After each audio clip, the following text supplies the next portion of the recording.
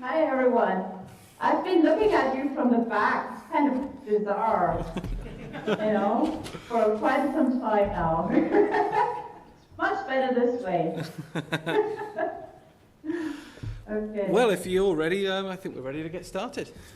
Great. Okay. Fantastic. We'll leave you to it. See if I can put this on.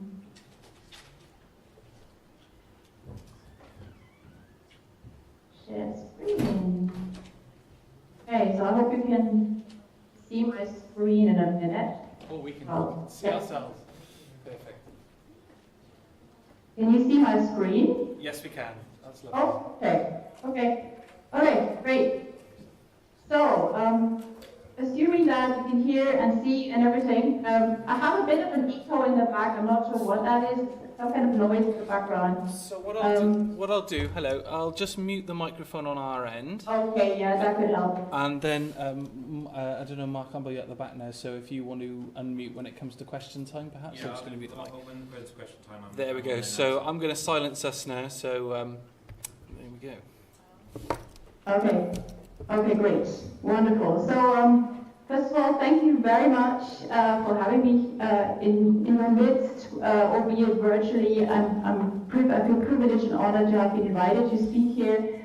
As you know, this is Canada, this is Alberta, so we've only just started our working day, and I've been trying to listen in on sort of the later conference presentations, or rather sort of in the last half hour. So I didn't quite hear everything that you were saying. What I did hear and see was amazing, and I hope that what I'm going to say is going to complement some of your excellent contributions. So in this talk, I'm going to explore the heuristic educational potential of VR storytelling with a focus on story gaming and the expressive poetic and narrative empathic qualities it may assume. I'm going to look at various different types of narrative and poetic experiences that can be conveyed through VR spaces, and I'll argue that VR technologies have the potential. So I'm very mindful of Leighton's excellent talk. So there's a lot of potential, right? Potential to become our prime immersive and environmental tools and spaces for empathy formation, for learning about self and others in conventional and more disruptive self and medium critical ways. The kind of experiential, interactive, immersive, and situated environmental learning that takes place in VR will play an increasingly important role in our educational landscape, which is swiftly moving from STEM to STEAM, putting the arts back in. And I noticed with interest that many, if not, I guess, most of the contributions to this conference were anchored in scientific, engineering, medical education, psychology as well. So with this talk, I'm hoping to set a bit of a counterpoint by bringing in aspects of arts and humanities research, specifically in relation to theories of immersion and environmental immersion in interactive storytelling, game studies, as well as media arts and electronic literature. So my talk sets out from three distinct starting points. One, from insights of narrative cognition and post-human narrativity. Two, from the realization that games are affinity spaces that are ripe with narrative possibility and expressive poetic potential on the one hand, and give rise to multi-layered, complex, and often also conflicted communities of practice. And three, from important concepts of immersion, flow, and engagement, and some of the insights offered by recent phenomenological research about their qualitative nature, their interrelationships, and areas of application, including, of course, VR. And this third area will form the major focus of my talk here because it allows me to share a little bit of my own cognitive stylistic research done on reader players of immersive 3D digital fiction.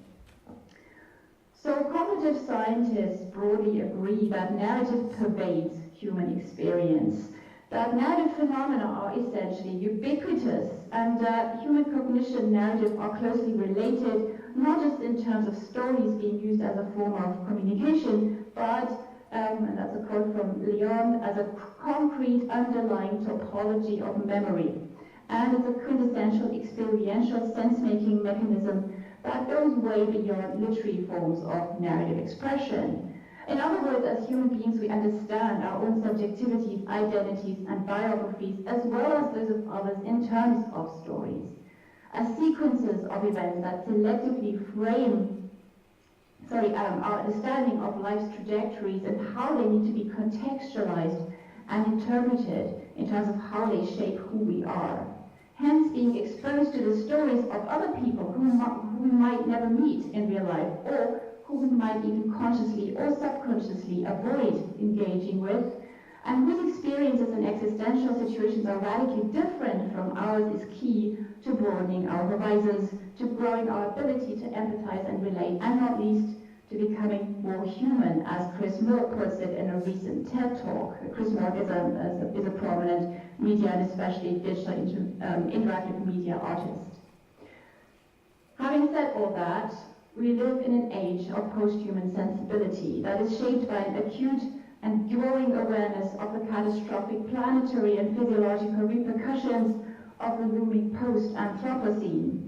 If the cyborg, as Donna Haraway would have it, has indeed the potential to change humanity for the better, then what kinds of post-human blended and hybrid narratives of self and other, of nature and technology, of queered and fluid selves, and of trans and multiculturally mindful subjectivities might we as humans develop now and in the years to come? What might the stories we tell each other, and more importantly, the diverse forms and experiential qualities engendered by those stories come to look like? And how might technologies indeed help shape and innovate our cyborgian consciousness and our appreciation of post-truth otherness in yet unforeseen ways that might, in a sense of idealistic skepticism, enable new forms of coexistence and political activism? But let's move away for a moment from speculative philosophies to the more practical social realities of some of the technologies that have come to dominate our lives in recent years and that take up an important part of virtual reality research and development. In recent years, the digital entertainment sector, and especially the indie games and digital art scenes, which often but not always operate on a non-profit, avant-garde and experimental basis, have seen a proliferation of new forms of video games and interactive narratives. And these new forms include, for example, literary games that create experiences that blend the deep attention of close reading with the hyper-attentive qualities of goal-driven action play. Games have been developed that replace the stereotypical Manichaean monomythical hero with alternative queer protagonists, and even symbolical figures that allow players to experience ludic narratives as personally enriching life formation processes. Think of the game Journey, for example.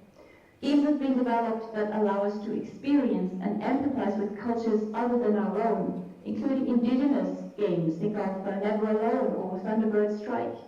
And games that portray the trials and tribulations of war-ridden civilizations around the world, like This War of Mine or Darfur is Dying. Viewed from a more intersubjective, collaborative point of view, games have been described as physical and virtual affinity spaces in which people interact, as James Paul G. puts it, as well as at a more abstract level as spaces that give rise to imagined communities of practice. And those communities of practice, however, have proven to be quite a bit less unified and often more anti-social than the term might suggest. Think of the recent Gamergate controversy and the ongoing flood of cyberbullying directed specifically at female gamers that dare to engage with spaces that are claimed by groups representing and enacting toxic masculinity. Importantly, though, the material cognitive affective spaces offered by games open up ways of co-experiencing and collaborating both between actual players in-game and physically co-located, and between players and specifically designed non-player characters, NPCs. By the same token, collaborative productivity generates its own creative spaces, for example through paratextual let's plays, cosplay, and glitch art. Therefore, coming back to narrative as a way of explaining human self-understanding and cognition, we need to remember that games and other forms of interactive narratives aren't, of course, stories that are told in a linear, prescriptive, and largely sit-back fashion as we know it from prose fiction and film. Rather, They are, as Henry Jenkins puts it, spaces ripe with narrative possibility, where players enact their own personalized ludobiographies autotelically, as a term coined by Ryan here in this context. Imbued with narrative agency, players take responsibility for plot and character development through self-driven interaction with the game environment, where story gaming becomes a multiply embodied and emergent phenomenon embedded in an ever-growing body of paratextual metagames. So those are the kinds of activities players engage in to further appropriate the meanings emanating from ludonarrative experiences. My third vantage point is the psychological triad of immersion, flow, and engagement. So the three concepts have been used in different ways by different theorists to describe typical experiences in games and virtual environments, and often against very specific disciplinary backdrops. The code here on this slide often forms the starting point for narrative and sort of media studies-oriented theories of immersion, like Janet Murray's idea of plunging into an all-consuming, almost sort of fluid water course, but this idea is clearly far too broad and metaphorically indistinct. So what I'm adopting here is a view that's mostly informed by cognitive science and narratology, game studies, and phenomenological research done in VR and on VR, with a specific focus on how flow as an epiphenomenon of ludic immersion might influence the empathic potential of VR storytelling experiences. And here I'm going to look at some player response data from my own research with digital fiction audiences in Sheffield, UK, and how we analyze as a team the spoken discourse of players to gain qualitative insights into how immersion is conceptualized and expressed verbally in these kinds of environments. Although we weren't actually using a VR application at the time, but I think it already indicates some very important directions. I'm also going to look at one specific theory of engagement to provide a schema theoretical grounding for experiences that go against flow, so to speak, and interrupt patterns of immersion and help us view immersive experiences from a critical distance. As Sue and Profit put it in a recent review article on the state of immersive technology and computers and human behavior, quote, there's no accepted scale for measuring different aspects of immersion. Therefore, future studies could benefit from defining precisely what immersion is, how it interplays with other similar concepts, such as flow and presence, and how it contributes to enhancing user performance.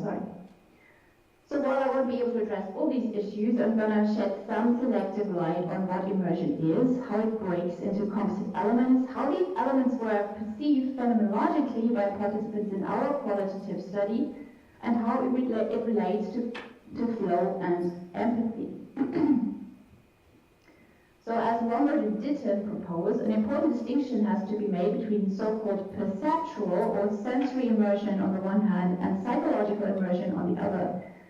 Perceptual immersion, which comes to the fore in sensorily pervasive VR experiences, so head-turning and 360-degree embodiment, that kind of immersion leads to an almost complete blocking of our senses to the outside world, causing a type of immersion that is exogenous or responsive to extrinsic stimuli rather than endogenous, self-controlled motivations.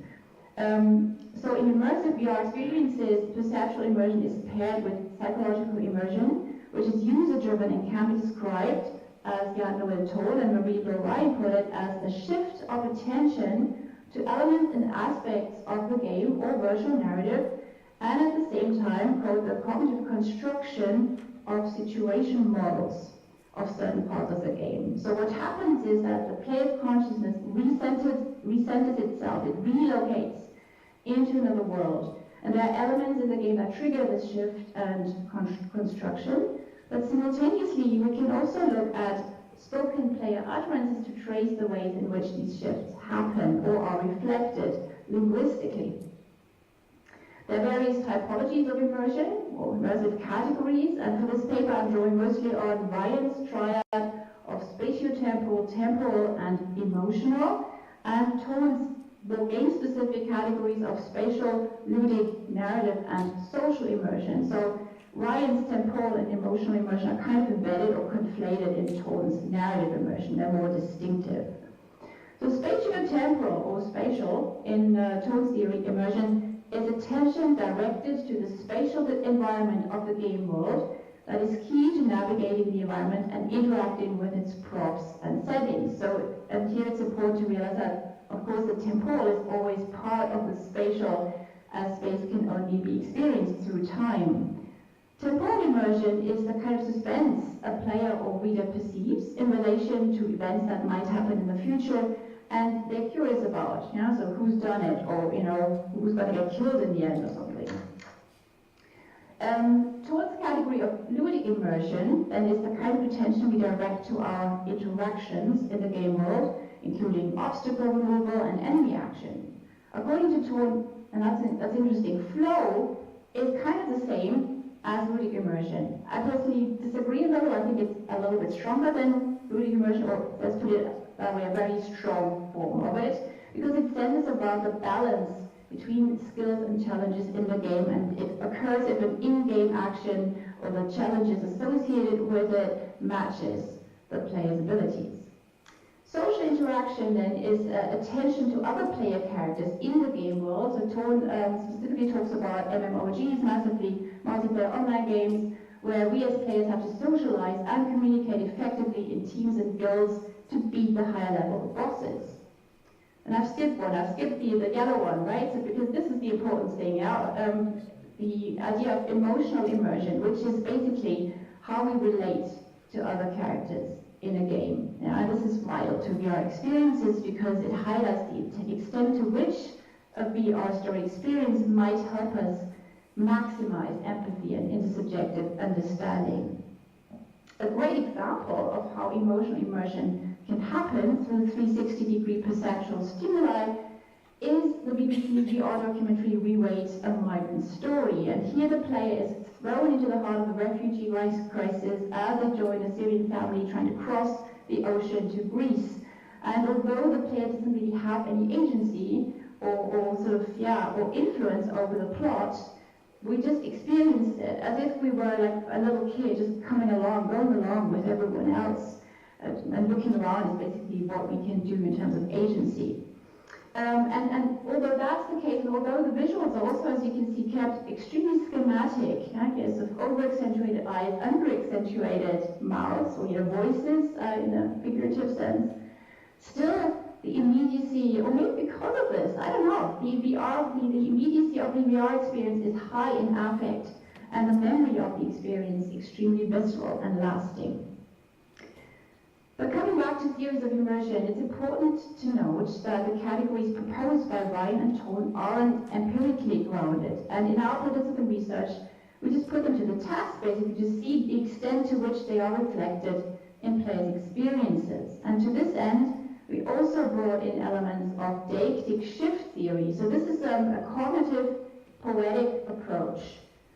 Which was originally developed for print fiction, and it starts from the notion of deictic projection, so the projection of the reader's egocentric perspective into the story world as a cognitive process, which shifts the deictic center, the origo, the I, here and now, into the story world. So deictic push is in the direction of the story world or further into the story, like if you have various embedded narratives in it, and a deictic pop is a move in the opposite direction, shifting the deictic center back from the story to the actual world of the user, for example. So it's pushing and popping in and out. For our data analysis, we coded the participant data in terms of different types of immersion, which you can see on the slide. And one thing we found during this exercise was that the existing types didn't really reach far enough. And so we added collaborative, literary, and extra-textual, extra-diegetic immersion. What was important about our experiment was the fact that the game our participants looked at and discussed was a so-called literary digital fiction called Wallpaper by North Yorkshire artists Andy Campbell and Judy Alston. This game is set in digital fiction is set in a half fully realistic, half superhuman environment, so there's spooky things going on. And the player experiences written text in very unusual places. So you have moving text, like text circles in rooms, like wafting text. You have text writing itself on the walls as if written by an invisible hand, so these kinds of things.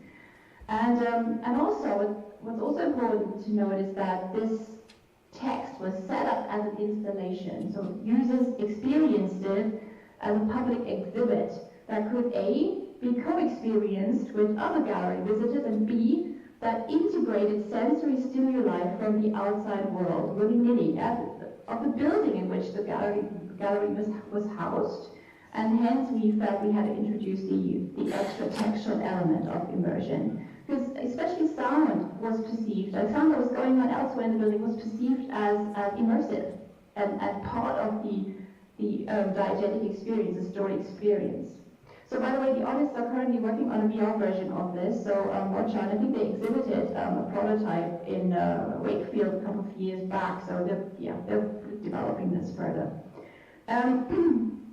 So what was dominant in the data was the feeling that this was clearly some kind of a game with actions and challenges, albeit maybe not a regular sort of enemy-driven, action-driven game, but still for quite a few players, ludic immersion took over and suspended the kind of narrative, or as we introduced it, like a literary immersion needed for close reading the more literary elements of the game. And so we felt we had to do this, to introduce it. So this is from the participant data. You know, trotting up and down, same rooms over and over again, and I got completely like target fixated on finding the key, and there were various words in the background and thoughts. I had no interest in them at all, because it was just trying to find, after an hour I hadn't found the key, and it was like, I've had enough of this kind of thing. Yeah, so the expectations weren't met, they were really sort of action driven, and so ludically immersed, which kind of overrode the more potential literary aspect of immersion.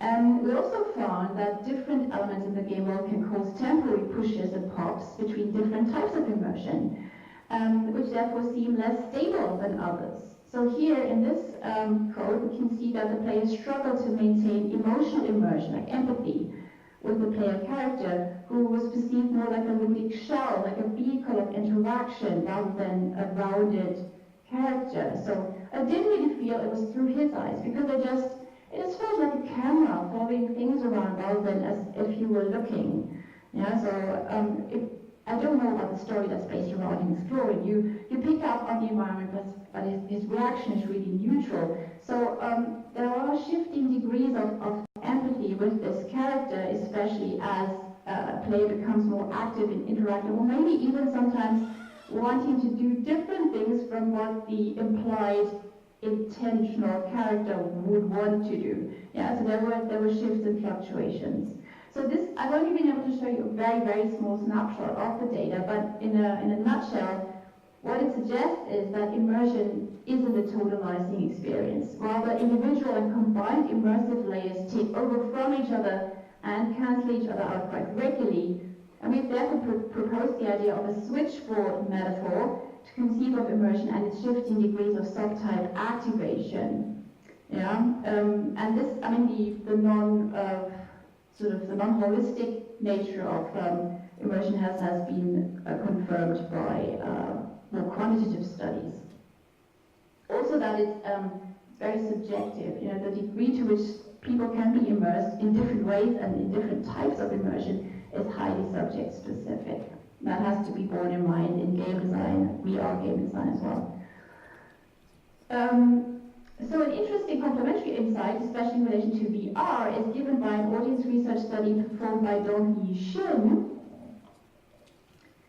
The study found that Csikszentmihalyi's concept of flow is an important mediator between presence and empathy. In other words, feelings of being there, which are typically triggered by perceptual sensory immersion, can be channeled into strong affective abilities that bring the user closer to characters in the game world, especially if and when interactive components are available. So we can assume that experiences in 360-degree video that reduce player agency to merely looking around and observing their own experience, as we've seen in We Wait, may be heightened if an interactive component is added. However, maybe not in all cases, and it really depends on the subject, the individual, but also in the ways in which interaction is built into it, right? And how the player can identify with what's going on. There's no denying that story gaming, as a form of hypermediated experience that removes the edges of the frame that we're so used to from screen-based media, stages a near-perfect illusion of being in a world. The plethora of narrative experiences this will give rise to includes, for example, new forms of reading, for example, by interacting with the ludex. Yeah, so that's the book represented in games, as Caleb Milligan calls it, or puts it. So here in Moss, an adventure game, a virtual reality adventure game for various different platforms, we have to start learning how to read a book from scratch, right? Using the PS4 controller, you can see the representation involved as a glowing orb here. So as to trigger new forms of page turning, right? So it's something we have to learn in the game. Who knew it could be that tricky, to read a book? Maybe our children. Or here, in circa 1948, players are literally thrown into the immediate post-war landscape of historical Vancouver and activate personalized micro-narratives of invisible characters in a simulated collective oral history project that can be experienced as a VR installation or an iOS app. So they're not actually wearing head-mounted displays here, so this was a slightly different setup, but still perceived as VR. So predictably, the empathic and flow action-related qualities of these immersive narrative experiences will give rise to a host of educational applications that will enable users to form, for example, hitherto unprecedented forms of intercultural and intersubjective competencies, and to experience real and fictional worlds for therapeutic and recreational purposes. However, I'd like to round up this talk by proposing that VR story gaming can also provide alternatives to empathic illusions and simulations. They can help us build creative, disruptive, and critical strategies that stimulate out-of-the-box thinking and allow experiences that could never be enacted or duplicated in mimetic scenarios. Digital artists and writers have been creating so-called anti-mimetic, albeit not necessarily anti-immersive VR experiences that alienate through semiotic interactive rupture, thus making us unlearn and rewire our imaginary capacities and experiential repositories. And here I'd like to look at Douglas and Hargaden's theory of engagement in interactive narratives, which is, they use engagement in a slightly different way to most of the studies I know, which is why I like it. It's kind of put in opposition to immersion. Using schema theory, the authors explain the difference between immersion and engagement in this way. Highly normative schemas enable readers to lose themselves in the text in what we might call an immersive affective experience. When immersed in a text, readers' perceptions, reactions, and interactions all take place within the text frame, which itself usually suggests a single schema and a few definite scripts for highly directed interaction. Conversely, in what we might term the engaged affective experience, contradictory schemas or elements that defy conventional schemas tend to disrupt readers' immersion in the text, obliging them to assume an extra-textual perspective on the text itself, as well as on the schemas that have shaped it and the scripts operating within it. So, in other words, contradictory schemas evoke a critical meta stance in engaged players that allow them to critically review and rethink their own conventionalized and normalized patterns of perception and interaction. The textual interactive features that trigger these kinds of engaged affective experiences can be called, with Serge Bouchardon, perturbators in the text. Yeah? So this is what he calls the gestural semiotic units in a digital artifact that occur in non-conventional couplings, non-conventional combinations that we're not used to, and make us sit up and notice, like, what's going on here? And it's a pop out of a certain type of immersion that makes you think critically. A prominent example of such engaged affective experiences is Laurie Anderson and Chien Huang's VR poem Chalk Room, in which the reader literally flies, this is called, flies through an enormous structure made of words, drawings, and stories. Once you enter, you are free to roam and fly. Words sail through the air as emails almost. They fall into dust, they form and reform. The idea was for Anderson to let readers explore what it's like to live in the materiality of a story rather than the kind of fictional worlds they project, that the story projects. Kana Kukai by Andy Campbell is a narrative VR poem, an elemental metaphor about wrestling with depression and finding hope against all odds. The reader player is transported into an environment where language becomes intertwined with nature in a flooded subterranean world. Navigate tunnels and passageways teeming with strange life and shadows of words, submerged beneath the water, or seek escape to the surface. So this is actually available in English and Tamil. You can switch between the two languages as you play. And in both these examples, the word in VR becomes a perturbator that disrupts our intimate interface between humans and computer imagery. This is a quote I stole from Leighton's book. And it makes us experience literary art in new meditative ways that causes us to rethink our literary conventions and expectations. So whilst Campbell's installation suggests ways of representing through 3D symbolical allegory experiences of depression, Brad Misek from the University of Alberta uses VR as a way of telling stories otherwise, namely the stories of recent transplant patients, head and neck cancer patients, suicide survivors in the Arctic, and psychiatric patients at the Toronto Centre for Addiction and Mental Health. He co-created this VR installation, he's got various VR installations in his gallery with patients, including himself, whose experiences are such that putting them into words or other more conventional forms of storytelling wouldn't capture what they have been through physiologically and emotionally. And this links very strongly, I think, with what Leighton said in his talk about we don't have a vocabulary, we don't have a language to talk about VR.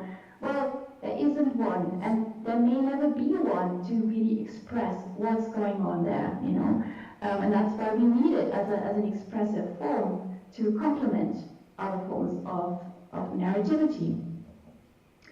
So Nisik's VR work is one way for him to represent illness as, quote, a vital, meaning-making event in people's lives, an expression of his own deeply felt hope that his work, quote, might increase our confidence and vocabulary to discuss, experience, and express these meaningful events. Coming back to post-human narratives, VR story gaming, if targeted at critical engagement rather than illusionist immersion, might help us complement more mimetic affinity spaces with poetic expressive environments that provide us with symbolically layered experiences using perturbation to break illusory patterns and help us construct new disruptive forms of empathic practices and communities. Thank you very much.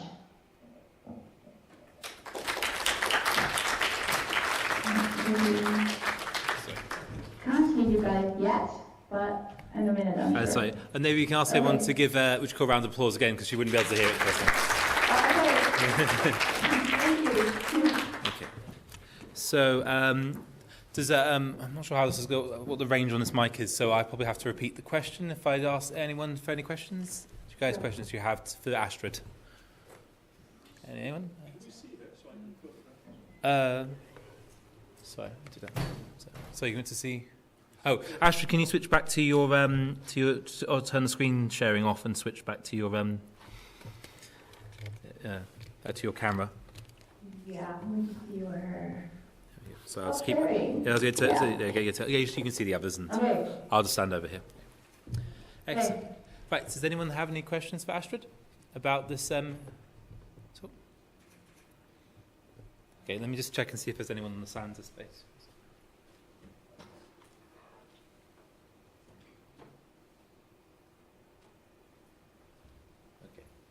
Well, I have. So, Sorry, Steve has a question. There we go. Steve, what was your question? Well, first of all, make a point I'm an engineer, so I don't know what I'm talking about. Secondly, that must seem to be a lot to do with storytelling, and how much of that can be useful in an educational Yeah. Oh, can you? Did you hear that, Astrid? Yes, I can hear you. Great, actually. Okay. So, so just to repeat the question for anyone who hasn't heard on Sansa. Basically, the question is, from an engineer's question, is the narrative beneficial to the educational purpose?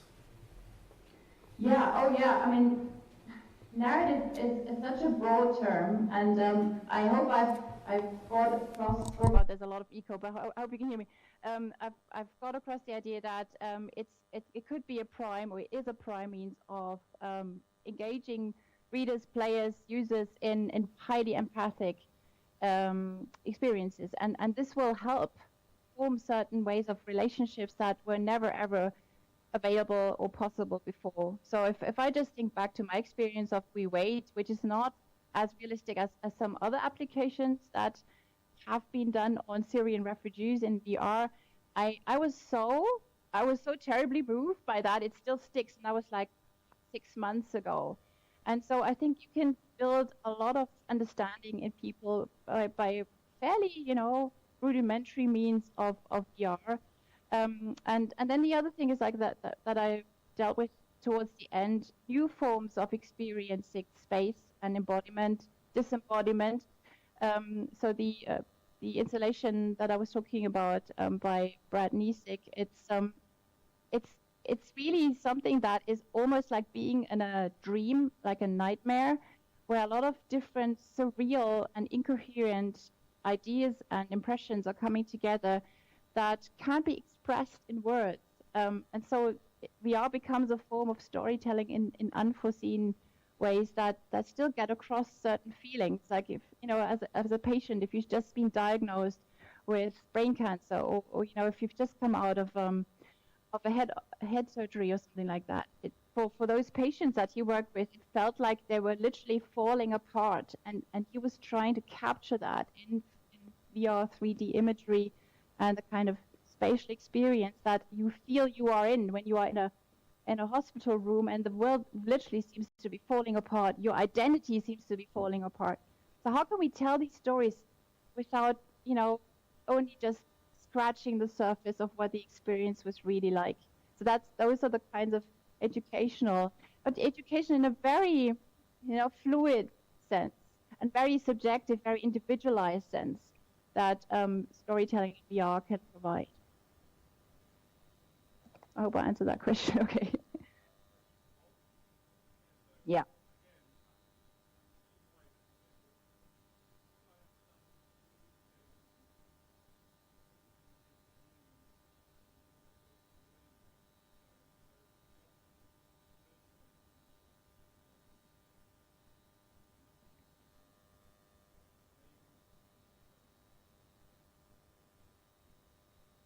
Yeah. Yeah, and it very much depends on people's previous exposure to ludic environment. Again, Leighton mentioned that in his talk, that he's a gamer. He is familiar with the kind of VR environments and how they're programmed in Unity. The threshold is very low for gamers. It's a lot higher for people who are not used to holding a controller and moving around and looking around in a 3D environment. So it's very subject specific, right? So it's got to be something that's scaled or scalable to user experiences and needs, right? And yeah, I mean, we also had the gender debate, different generations, different ways of moving, different speeds of reacting to images and to rezzing and these kinds of things, to lag. I'm sure you covered all this in in this conference, so I didn't go into it. Yeah.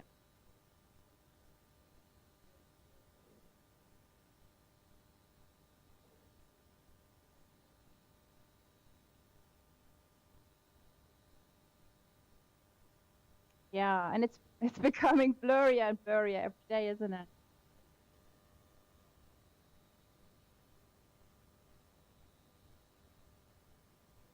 Yeah, that's very possible because I'd obviously read and viewed stories of Syrian refugees before.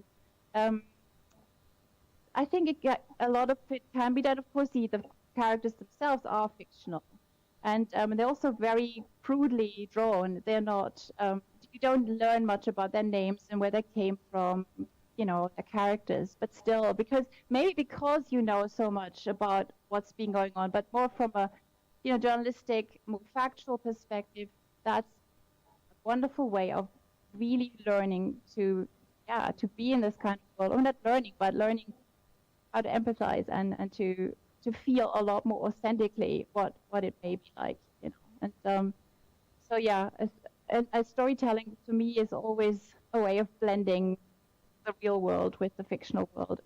It always has been. Like fictional world always draws on the real world. So yeah, sorry. Yeah.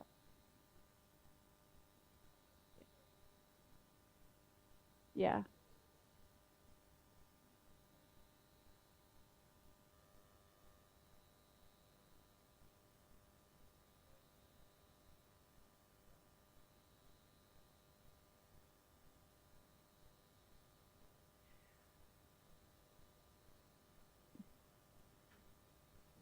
Yeah, I think sound is constantly underrated, totally. And although you may not always remember as much as you would about your visual impression, it's a very emotive aspect. And I did cover that in a lot of our responses that we got from the participants in World. They said, the Gothic was definitely underscored by ambient sound, by the kinds of disconnect sometimes created between what you think you're doing as a character, like, you're stepping, obviously you're moving, and you're hearing the steps, okay, fine, that's kind of, coherent, but then the character starts breathing and panting really heavily, and that doesn't feel right, doesn't feel like you. So it can, at the same time, bring you in, but also push you out, pop you out of the immersion. So it's a very important aspect that should be considered in a lot more detail. Yeah. So I agree. Yeah.